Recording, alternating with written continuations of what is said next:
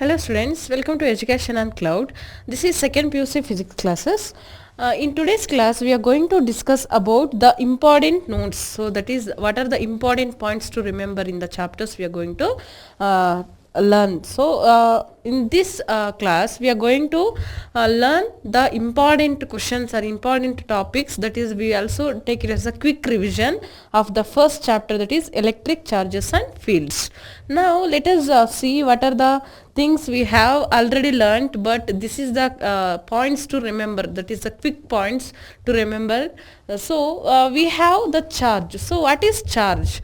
See, what is the important thing to remember about charge is electric charge is an intrinsic property of elementary particles of matter.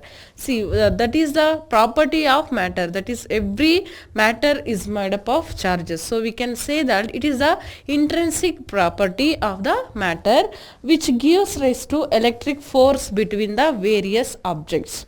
If I take any two objects, the force between these two objects is responsible because of the charge. So every matter is made up of charges. So we can say that this charge is gives rise to the electric force. So it will give the electric force between the various objects. So this is about charge.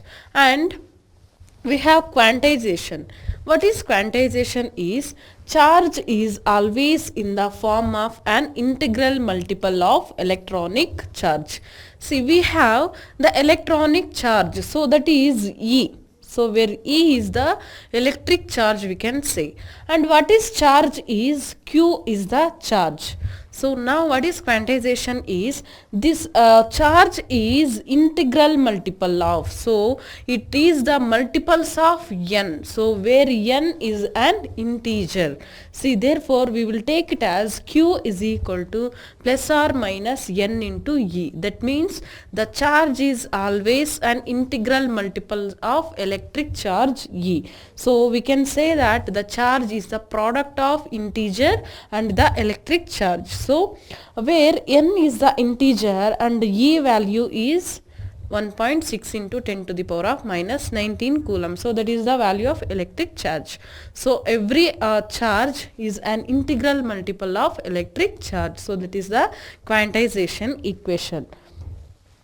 Now, and Millikan's oil drop experiment showed the discrete nature of charge.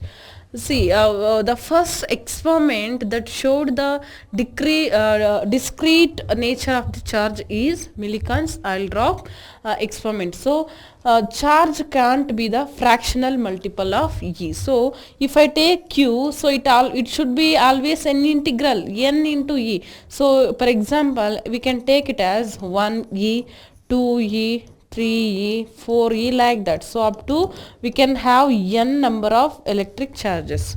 So it can't be 0.5 into E, that is not possible. 2 divided by 3 into E, so it is not possible. So the charge cannot be an discrete, that is the fractional multiple of E. So the charge is always an integral multiple of E. So that is the quantization. And we have conservation of charge. So what is the important thing about the conservation of charge is the net charge of an isolated physical system always remains constant. See, if I take any physical system, the net charge is on this system is always constant.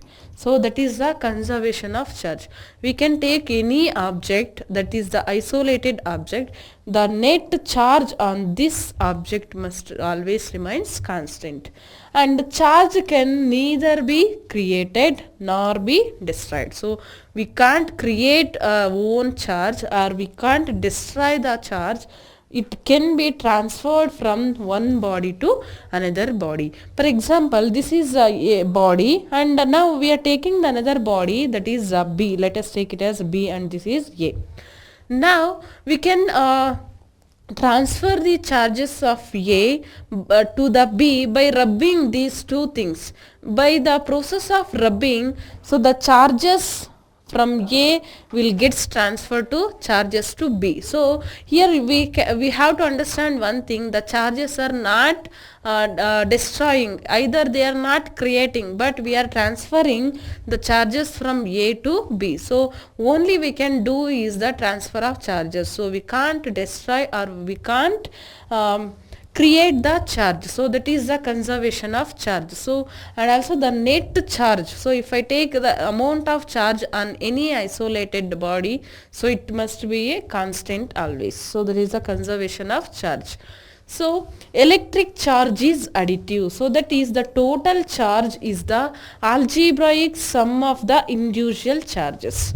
Now let us take one system. So this is one system we are taking, and in this we have the charges. For example, here we have 1E, and here we have 2E, here we have 3E, here we have 4E. Now what is the nature of the property of charge is the charge is always additive. That means what? Now this is the total system. For this total system we want to measure the total charge of this system.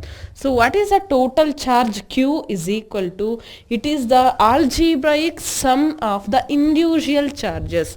So to get the total charge of this system we have to add the individual charges. So what is the individual charges? It is 1E plus 2E plus 3E plus 4E.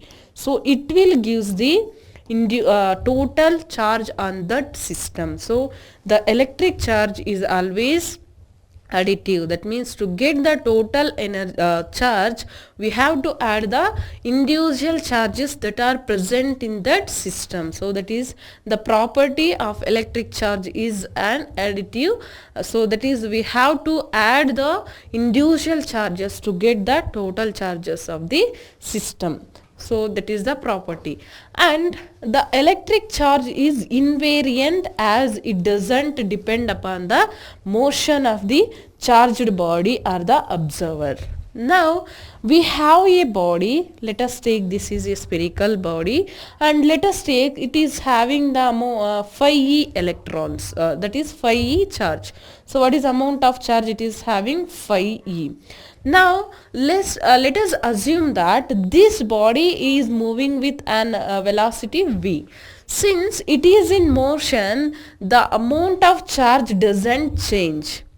See, after moving with some velocity or some distance, the charge it is also having 5e charge. So here also the amount of charge is 5e. So that means we can say that the electric charge is invariant. That means what? It is not changing. So as it doesn't depend upon the motion of the charged body. So if any charged body is moving, that doesn't mean that the charge is also changing. So whatever the charge is there before the motion, so after the motion also the charge will be same. So that is the charge is invariant. So that is also one more property. Now this is very important. We already learnt this one. So again we are doing the quick revision. So that is the Coulomb's inverse square law.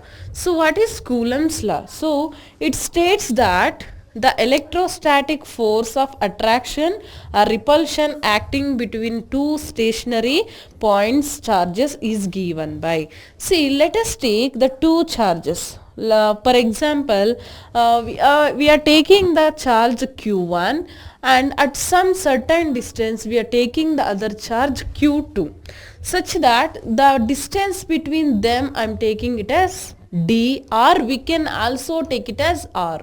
So whatever, you can take it as D or you can take it as R. Now let us assume these charges are in stationary. That means what? They are not moving. So if we take the two charges, that is the stationary charges, those charges are separated by a certain distance, then there will be a force between these two charges. So that force is given by Coulomb and we will call it as the Coulomb's law. So what is the equation of the Coulomb's law is the force. We have the two conditions in the Coulomb's law. So the first one is the force is directly proportional to the product of their charges. So the product of charges. So what is the charge we have here? Q1. What is the charge here? It is Q2. So the force, if the product of charges is more, the force will be also more. So the first one is the force is directly proportional to Q1 into Q2, and the second one is force is inversely proportional to the square of the distance. So as the distance decreases, the force increases. So they are inversely proportional. So by combining these two equations, we will have the one equation. So that is, we will take it as F is equal to, so since we remove the proportional there, we will get the proportionality constant K Q1 Q2 divided by R square. Now what is K is, it is a proportionality constant, and the value of K is 1 by 4 pi epsilon naught. So this is the Coulomb's law. So what is the equation of Coulomb's law? We can take it is F is equal to 1 by 4 pi epsilon naught Q1 Q2 divided by R square. So that is the Coulomb's law. So where F denotes the force between the two charges Q1 and Q2. Since they are separated and they are stationary, there must exist a force. So that is the electrostatic force, we can say. Therefore F we are taking it as force between the charges Q1 and Q2, and they are separated by a distance R in the free space. And we know that epsilon naught is a constant, and what is that constant? It is as permittivity of free space. So what is the K? I gave as 1 by 4 pi epsilon naught. So in that, what is epsilon naught is, it is the permittivity of free space, and free space is vacuum and may be taken to be air practically. So what is the meaning of free space? So that means we don't consider any other charges in between them. So it is completely vacuum, so no particles will be there. So in generally we will take it as air. So that is the thing. So what is the value of 1 by 4 pi epsilon naught? So it is 9 into 10 to the power of 9 Newton meter square per Coulomb square. So that is the unit of this constant. So this is about the constant.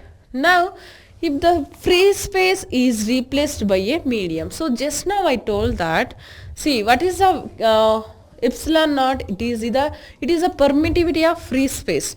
Now we are removing the free space and we are replacing with a medium. That means what is a medium? It must be having some particles.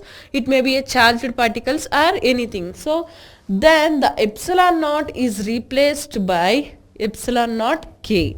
Since the medium is having some permeability, so we have to take it as epsilon naught into epsilon R. So that is the thing. So since we are replacing the air with the other medium, so this constant term we have to take. So where K is known as the dielectric constant.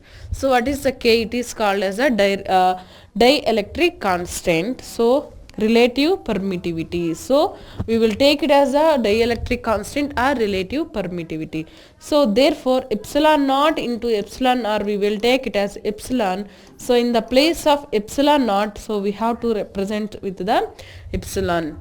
So that is the equation. So this is also equal to epsilon naught K. So we will take it as epsilon naught R, or we can take it as K. So it is into Q1 Q2 by R square. So we can have the three equations. So this is one kind, so this is the another one, so this is the another one. So these three equations are same. So in the place of epsilon naught, we can take this term, or we can take epsilon naught, or we can take epsilon naught into K. So that is about the Coulomb's law. Now what is K? So the value of K, we can get it as K is equal to epsilon divided by epsilon naught. So in the place of K, we can take it as the epsilon R. So it is equal to epsilon by epsilon naught. So for air or vacuum, so that means what? No media. For no media, it is nothing but air.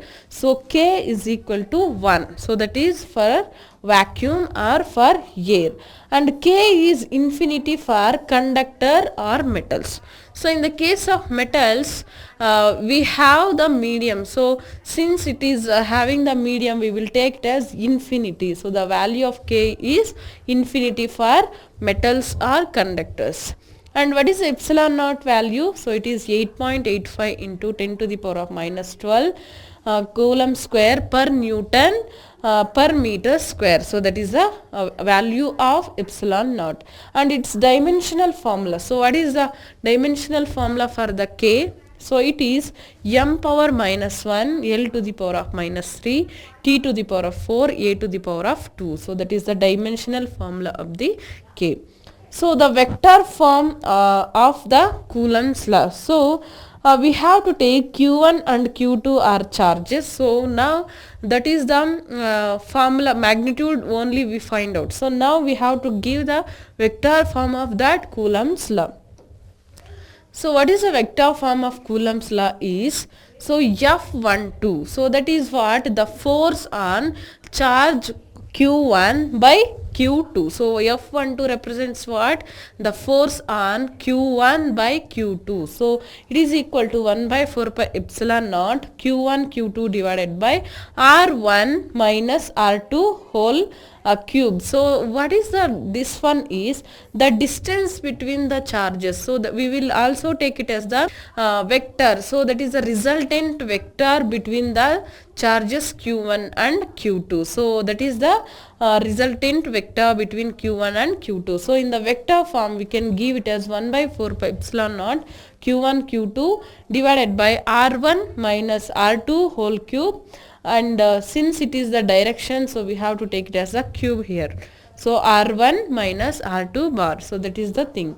So that is equal to 1 by 4 pi epsilon naught Q1 Q2 by R cube R21 cube into what is the direction? It is R21. So this is what the force on 1 Q1 due to Q2. So that is the vector form of the Coulomb's law. And what is the another form, that is the force on Q2 due to Q1? So it is F21. So that is what the force on 2 because of 1. So due to 1. So it is 1 by 4 pi epsilon naught. The distance, so that is the relative distance between Q1 and Q2. So it is Q1 into Q2 by R2 minus R1 whole cube into R2 bar minus R1 bar. So in simple we can write it as Q1 Q2 divided by 4 pi epsilon naught 1 divided by R12 cube into R12 bar. So that is the force on charge 2 because of 1. So we can observe this one. See the force F1. So what is the direction of F1 is, it is away. So why? Because here we have the positive charge, here we have the positive charge. So in between the positive charges the force is an repulsive force.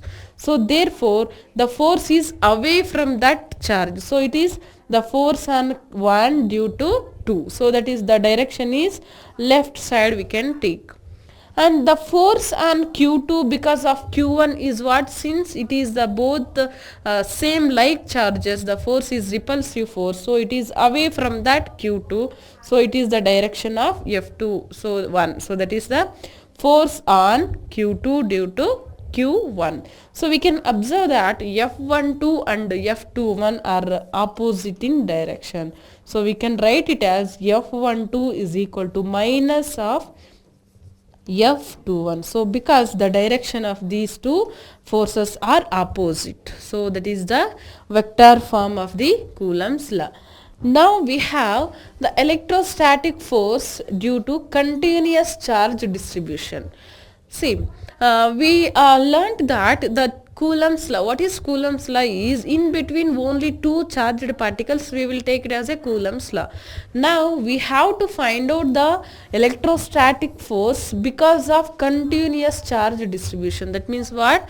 There are n number of charges. So for that what will be the force? What will be the electrostatic force we have to find out. So the region in which the charges are closely spaced is said to have continuous distribution of charge. See, let us take, here we have the positive, here we have the positive. So we have the continuous closely arrangement of charges. See, if we see from the far distance, we will observe it is a continuous charge distribution. So what is continuous charge distribution is the charges which are very close to the each other, and if we see from the distance, we will it will appears to be a continuous line. So that is the continuous charge distribution. So it is of three types. So it is having three types. So one is linear charge distribution. So what is the first one? Linear charge distribution. So you can observe that this is the continuous charge distribution and this is linear. So to find out the force, we are taking the only elementary area, so that length we are taking it as dl. So where dl is the only elementary length of this one. Now what is the total length? We are taking it as total length is l, but now we are taking only some length, therefore what is the length of that elementary area we are taking dl. And what is the amount of charge that elementary area it is having? dq. Now at somewhere the point we have q naught. So q naught is the test charge that is placed at a distance r from that elementary area. So for that we have to find out the force. So because of the line that is the line continuous charge distribution. So the amount of charge it is given as dq is equal to lambda into dl. So that is the charge for the linear charge distribution. So what is lambda is? It is a linear charge density. And what is dl? It is elementary length. And what is the dq is? Amount of charge present on that elementary length. So what is the total amount of charge that is present in this region? So it is equal to the product of linear charge density into dl, that is the elementary length. So that is the linear charge density. And now we have the surface charge distribution. See, we have now to take any surface. So this is the surface, and to calculate the amount of charge, we have to take a small elementary surface. So therefore we are taking it as ds. So ds represents what? It is the small elementary surface, and we are taking the q naught, that is the test charge, somewhere at a distance of r. So at this place we have to find out the force because of this surface charge distribution. Since we can see that the test charge is a positive charge, the surface charge it is also a positive charges, therefore the force is away from this surface. So the direction is away from that surface. Now what is the amount of q, that is the what is the amount of charge? See, we can observe that what is the amount, total amount of this elementary surface it is having dq. So therefore the total amount of on the elementary surface dq is equal to the product of sigma into ds. So sigma is what? It is called as the surface charge density. So where we will take it as the sigma is nothing but the surface charge density. So then what is the amount of net force on this q naught?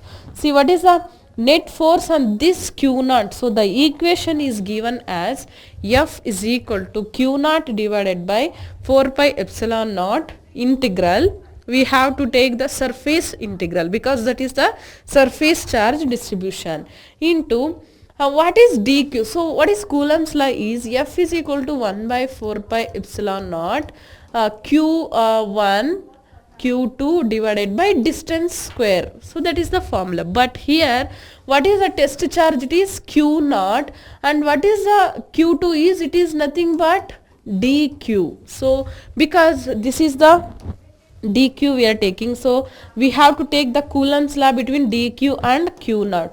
So in the place of dq we have to substitute as sigma d. So what is the force? It will be F is equal to q naught divided by 4 pi epsilon naught surface integral. In the place of dq we substituted it as sigma into ds divided by the distance between them is what? That is the r. So you can observe that thing. So that is the distance, we are taking it as r into r square into r cap. So that is the surface charge density, r distribution. Now the other one, the third one is volume charge distribution. So here we have to take any volume. So this is the volume, that is the cube we are taking. So to find out the total charge, so we have to take the elementary volume. So that we are taking it as dV. So the elementary volume we are taking it as dV. Now what is the total charge on this elementary volume? It is dQ. And we are finding the force at q naught. So since the volume charge distribution is a positive charge, here the q naught is also a positive charge, the force is always away from that q naught. So what is the distance? They are separated by the distance r. Now what is the volume amount of charge? So that is the elementary charge. We can give the equation is dq is equal to rho into dv. So what is rho is? It is a volume charge density.